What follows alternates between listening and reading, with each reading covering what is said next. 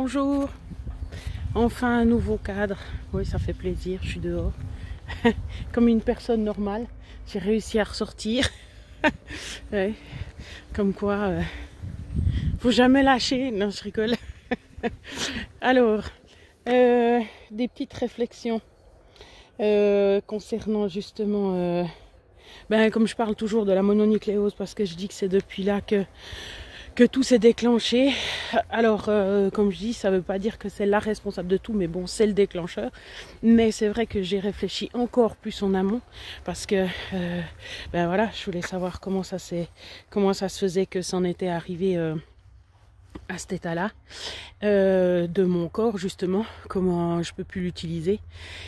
Des fois je parle un peu bizarrement, hein. Mais c'est ça, c'est comment ça se fait que je puisse plus l'utiliser, parce que c'est les muscles quand même qui posent problème, et puis c'est une nuit encore plus qu'avant. Bien sûr je prends toujours plus de poids, parce que j'arrive pas à bouger, parce que je suis comme si j'avais été piquée par une mouche tsetse. Donc ça veut dire que quand vous levez le matin, vous êtes comme quand vous êtes prête à vous endormir.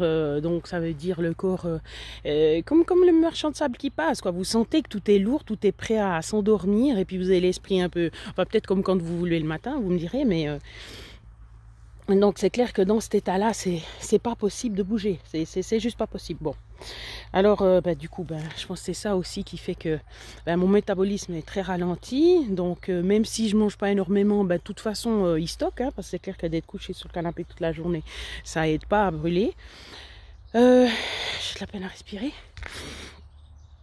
Donc maintenant justement j'ai l'impression que, enfin quand je tape des jambes, parce que c'est toutes ces nuits, je fais que taper des jambes en fait. Alors j'avais déjà eu ce syndrome, hein, des jambes qui s'arrêtaient pas de bouger, mais là maintenant c'est encore différent, c'est que je sens comme en fait un truc épais autour de mes mollets. Bon, des fois c'est juste que dans les bras, hein, parce que quand je mets la crème sur le bras, alors je sais pas si c'est parce que je rajoute de la quantité de ce gel là, Olfen, que ça me calme. Mais voilà, je fais les jambes, je fais les mollets, ça suffit pas, je fais les jambes, c'est un peu mieux. Puis quand vraiment j'arrive pas à dormir, parce que je suis pleine de je sais pas quoi, peut-être de l'énergie que j'ai pas dépensée pendant la journée, hein, allez savoir. Et quand j'en mets sur les bras, et après finalement mon corps abandonne.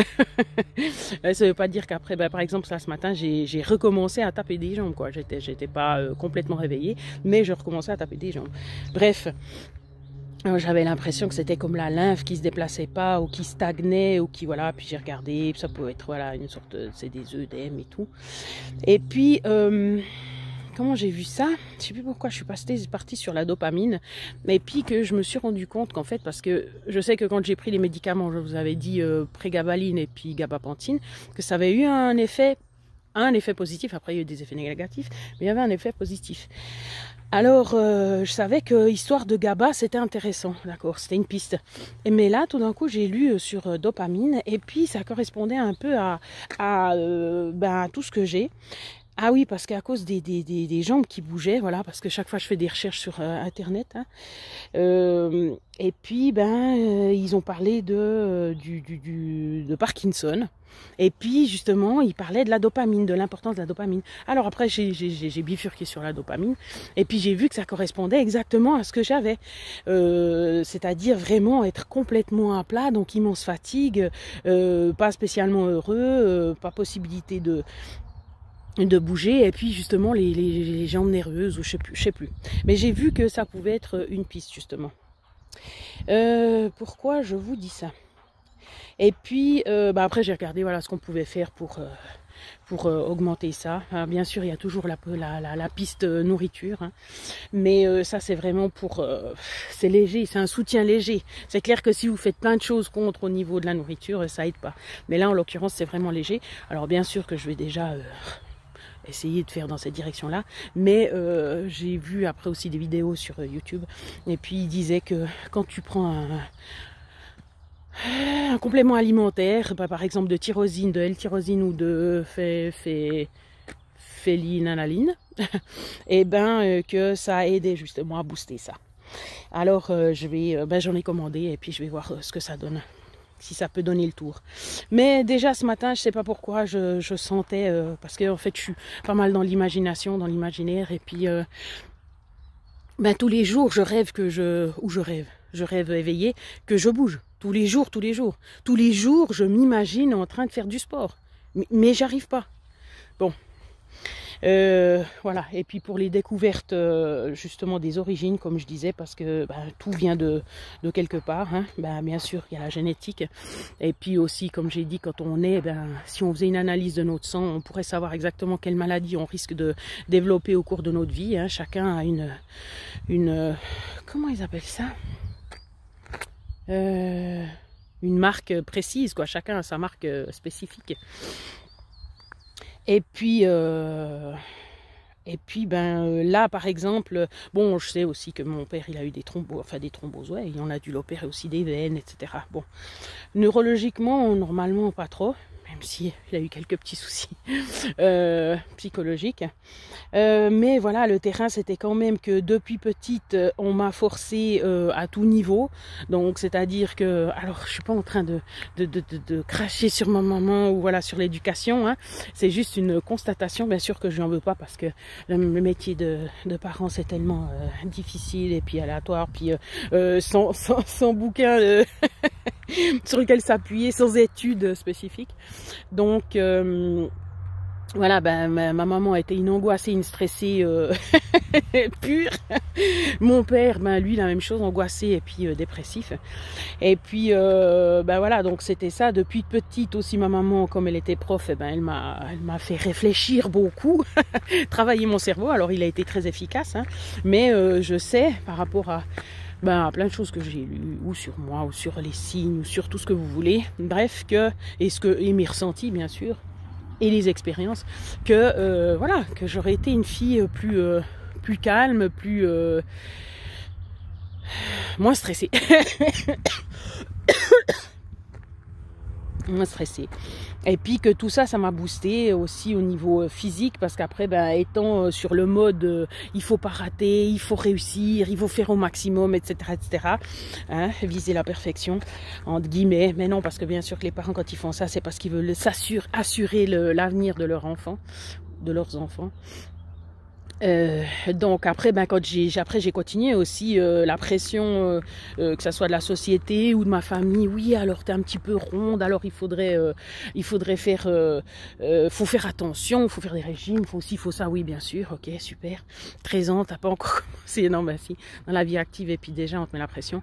Alors du coup, ben voilà, une fois j'avais fait un régime et puis depuis, ben j'ai pas arrêté, Et puis j'ai poussé le sport vraiment à fond parce que c'était aussi comme ça que j'arrivais à garder un certain poids. Mais comme je disais à une ancienne élève, là, quand on a fait le Zoom sur comment perdre le poids en trop, eh bien, parce que quand même je suis prof de sport, etc., j'ai fait des études dans le domaine, eh bien, j'ai perdu le fil. Ah oui, j'ai retrouvé. Que quand j'avais, par exemple, les 68 kg pour 1m67, déjà certains auraient dit que c'était déjà trop, mais j'avais beaucoup de muscles. Donc non, c'était... voilà, l'avis de plein de gens, c'était plus ou moins ce qu'il fallait. Mais pour rester à ce poids-là, c'était vraiment une lutte quotidienne, quoi. Donc je devais manger moins que ce que je dépensais. Et puis j'arrêtais pas. Ouais, je me suis créé mon propre burn-out, quoi. J'arrêtais pas de bouger, de faire plein de sport, d'être prof de sport déjà pendant la journée et puis après de continuer le reste de la journée. Et puis aussi d'utiliser mon cerveau à 1000 à l'heure parce que j'avais les capacités, parce que justement d'apprendre 7-8 langues, c'était pas un souci. Bon, alors j'ai fait plus dans les langues que dans les mathématiques, hein. C'est pas dire que j'étais pas douée là-dedans, mais voilà, c'était plus intéressant pour moi les langues. Plus facile, plus donné. Donc voilà, d'utiliser mon cerveau aussi à 1000 à l'heure. Alors, tout ça pour dire que en fait, pour moi, c'était contre nature, en fait. C'était pas ma nature. Et puis que ben, j'ai beau lutter et puis faire des régimes, etc., etc., chaque fois de retomber puis de reprendre plus. C'est aussi une usure accélérée du corps, de ses possibilités, etc. Donc je pense que comme quand il y a eu la mononucléose, et ben, alors déjà il y a eu le burn-out en 2012 hein, pour dire tu t'arrêtes, mais ça je l'ai déjà dit, tu t'arrêtes, et puis comme le message n'était pas compris, parce que là physiquement j'arrivais encore à faire, alors je continuais de faire du vélo à fond, et puis de pas trop manger, alors physiquement ben, je me plaisais, mais c'est clair que voilà, ça tirait sur les réserves, et les réserves aussi nerveuses, donc c'est pour ça que maintenant j'ai plus de réserve. Donc c'est ça qui fait aussi que je supporte rien, que je peux avoir des angoisses, etc., etc. Puis c'est clair qu'une fois que votre corps ne répond plus, comme le Manitoba, non je rigole, ça pour ceux qui ont connu, et ben quand il y a eu la mononucléose, et ben là le corps, c'est bon, il a lâché. Alors c'est ça, est-ce que c'est le corps qui décide qu'il veut plus reprendre? Bon, moi je parle de... Voilà, certaines personnes qui diraient mais non, c'est pas possible, tu peux pas dire ça, c'est le corps, c'est pas lui qui décide, voilà, c'est physiologique, tu peux pas dire. Mais en même temps, voilà, il y a plein de choses qui s'enchaînent après, et puis qui font que ça marche plus, que la machine ne marche plus. Voilà, je sais plus si je voulais vous dire autre chose, mais déjà que je sois dehors, c'était déjà un sacré pas. Voilà, pour changer du canapé et puis de dormir sur le canapé parce que je suis trop fatiguée. Donc voilà. Bon ben, si je retrouve quelque chose d'intéressant, je vous le remettrai. Portez-vous bien. Faites attention à votre santé. Et j'ai retrouvé une chose à rajouter. C'était pour l'évolution justement de comment j'étais traitée et tout. Qu'est-ce qu'on faisait justement pour que ça avance, évidemment. Donc le rhumatologue m'a prescrit quelque chose pour aider à dormir, un anti-histaminique je crois, qui vraiment qui endort. Seulement ça marche pas. Pour l'instant ça marche pas. Ce que j'ai découvert c'est que le houblon m'aidait bien à dormir. Oui, alors évidemment le houblon, vous devinez que c'était dans la bière que j'ai trouvé. Alors c'est pas 3 litres de bière, hein, parce que bien sûr vous direz c'est normal que tu prennes du poids si tu bois de la bière. Ça c'est peut-être vrai, mais bon à 102 kg il y a quand même, bon bref. Mais donc la moitié d'une bière, c'est vrai que ça m'aide bien à dormir.